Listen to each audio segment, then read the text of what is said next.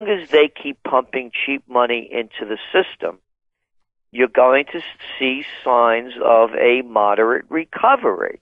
There's no question in my mind. However, that's only going to last for a certain amount of time when the bubble bursts. And then you look at the data. Where is a lot of the borrowing going into? Mm-hmm. Well, one of them is automobiles, and the other one is young people getting university degrees in worthlessness. And now student debt is now topped $1 trillion. Wow, we cracked it. Amazing.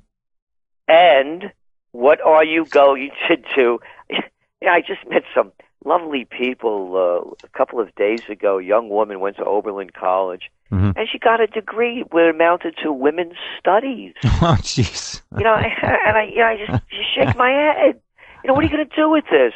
Oh, that's as good as, how about international relations? Oh, that's a biggie, too. Or business administration. Yeah. How about sociology? There's another good one. Soc majors. I mean, they were great. Or philosophy. That'll get you far. Yeah. How about art history? Oh, there's a good one. We should compile you ought to do this in the next Trends Journal. Put a list together of the most inane, useless, asinine college majors in history. Yeah, and all it is one big fraud, and it's just a college industrial complex. It's also a 4-year party time, and let's face it, that's what college is about. It's about partying for most people, except the Asian students have a very high level of competency, and they work. Yeah, but then you have also these community colleges, and there are kids really going, believing that they're going to get a master's degree in English and then get a teaching job. Right. So it's the whole thing is a con, except if you're going, of course, to be a doctor, an engineer, a nurse, something really transferable in a hard science, accounting, things that you could actually bring to the bank and pay off. Yeah, our advice to young people is seriously go and do a search for the top 10 most desired employment opportunities and where there are actual jobs, and then major in that if you're young and you're looking for something to do. Pick something out of the top 10 and major in that. And it is accounting. That's a big field. So the implications are going to be, when you think about it, I mean, there are kids, they say the average is about $25,000 in debt. That's really higher. It's way higher than that. Yeah. And the fact is, they could have bought a house. Instead, they have a useless piece of paper, and they're not going to be able to buy a house. No. So you look at where housing starts are going. Where is their growth? Son of a gun. Multifamily dwellings. Gee, wonder why. Couldn't be because people won't be able to afford buying homes again, will it? And then when you look at where the jobs being created, well, a big sector are in the home health care area, very low paying, very well needed, and should be paying a lot more. These home health care companies don't even want to pay minimum wage.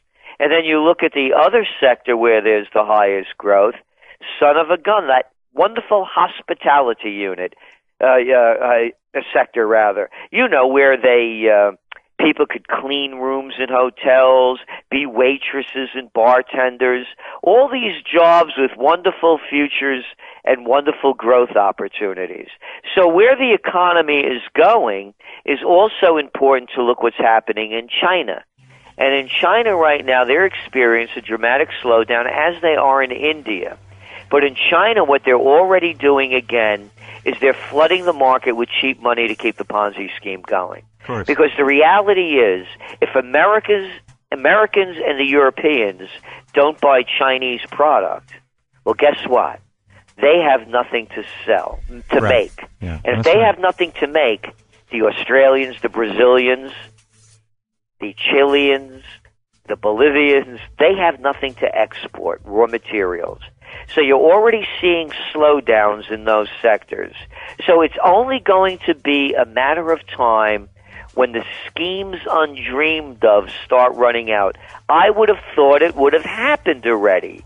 I did not know, had no way of knowing, that the new head of the European Central Bank, Mario Draghi, by coincidence, the former vice chairman of Goldman Sachs Just the gang. funniest damn coincidence. Yeah.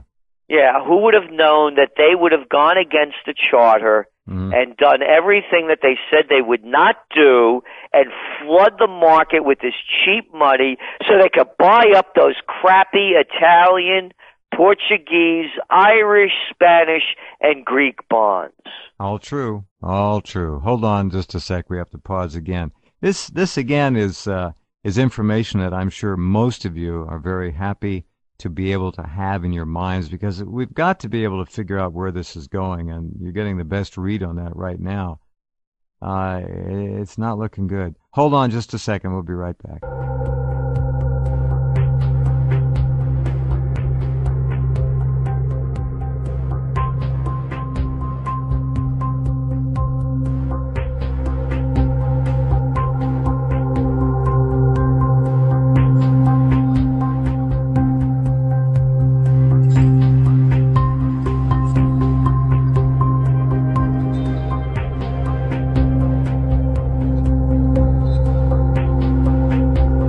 Okay, back with Gerald Celente. If you've missed it, there have been a lot of rumors out of Beijing and China and Asia in general about a possible coup in China.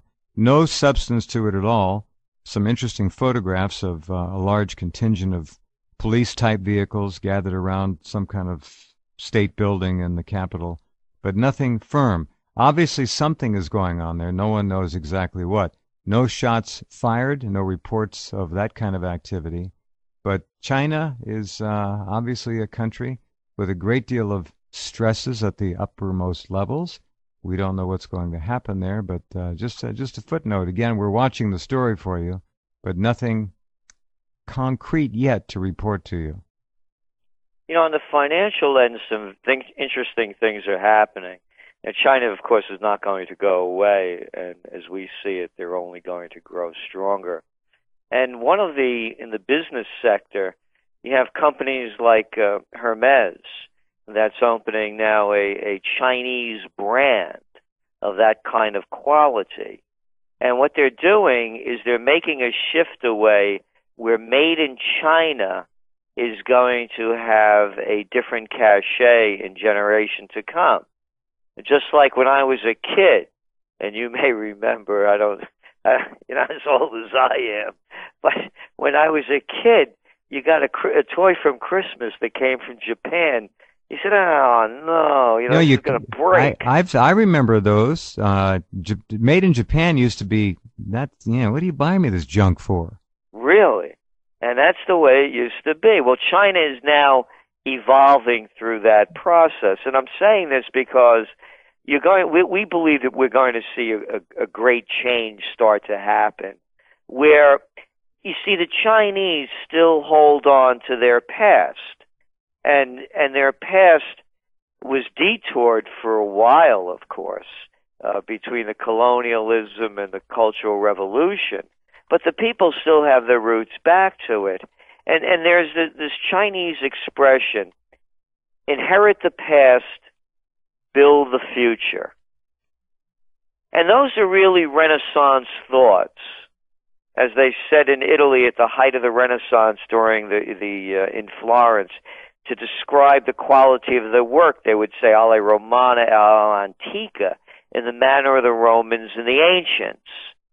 And that's what this country, and any country, to me, that wants to move forward into the future, they have to bring back the best of the past, just like the music that you played. This isn't about attitude. It's about the quality of the voice. Mm-hmm. It's not about attitude. It's about the mastery of the instrument. It's not about jiving some electronic gizmo to make some loud sounds. It's about the mastery, again, of the instrument. And whether it's in clothing, whether it's in food, whether it's in music, entertainment, in architecture, to me, the only way America has any shot of moving into the future on a much higher level than we are now is to go back to the past. And just as the Chinese say it so simply and so elegantly, inherit the past, build the future. The past in this country is just thrown away, and also the reason being because they also have a different culture where they honor the elders. Hey, that's a wild trip, isn't it? Correct. I mean, who would ever think of something so stupid? I mean, all I ever hear is how amazing and special every little kid is. Oh, my kid's the best. Like if Einstein was born today, compared to these kids, Einstein would be lucky to be a manager at Walmart. These parents who you've heard that buzzword about indigo children. Remember that one? These special children who are supposed to be gifted, if not partially endowed with ET intelligence. They call them indigo children. And there's nothing more nauseating than to have a parent run around saying, yes, I have an indigo child. Yeah. That was just one. Just to me, it's just as bad with special and amazing. They haven't done anything yet. No, nothing. Nothing. Zero. And they're so into the trip, and they're being that coddled. The new trend out is mothers are getting babies' face tattooed on them. What? Yes. No. Oh yeah, Angelina Jolie, I think, is the one that puts the tattoos, the birth dates or something. Now they're putting, I'm not sure, but I think it was her. And now they're getting the babies' faces tattooed on them. This is, I'm sorry, these are clear signs of the decay and the implosion of any society. It's falling apart. This is absurd. Tattooing is self-mutilation. I don't care how you phrase it. That's what it is. You're mutilating your body, allegedly in this case, to honor your child. Well, it ain't always going to be that wonderful child. You never know what's going to happen. And that tattoo's going to stretch and fade. That's right. It sure is.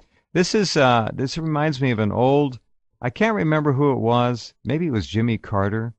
There was a campaign slogan, and it worked. And it was simply, why not the best? Why not? Why can't we have the best? Why can't people strive for the best? You know why? Because they don't know what the best is anymore. That's right. All this crap that's being shoveled down their intellectual, what intellect there is, their spiritual, psychological throats is trash. And they don't understand what true quality is. The word, when it started to die, Gerald, was when the word great lost its meaning. Every damn thing was great, great, great. And pretty soon, great as a word was emasculated. It had we're running out of words to use now to quantify things that truly are unique and exceptional. These words have been trashed and shredded so many times now. I have trouble sometimes adequately describing things. It's hard. Well, look at the word amazing. Everything's amazing. That was an amazing thing you just said. So great became amazing. Yes. Yeah, you got it exactly right. And I don't know where it's going to end, but this whole tattoo, multiple piercings, and every possible square centimeter of the human external flesh is just... I don't think Rome had anything on us, frankly. But again, the future to me is not predetermined. And it's up to the human spirit. And one of the things, by the way, that I'm going to be promoting very heavily in the months to come is the Don't Vote movement. And that to me is the only way that we could start changing this around. If we have a turnout under 40%, this election will be ruled invalid, I believe. All right, interesting idea. All right, well, I'm for you on that. I don't vote for evil. The lesser, the lesser, the lesser. I don't care how lesser it is. I don't vote for evil. Therefore, I don't vote much at all anymore. It's the way it is. Hold on. Be right back with Gerald after this.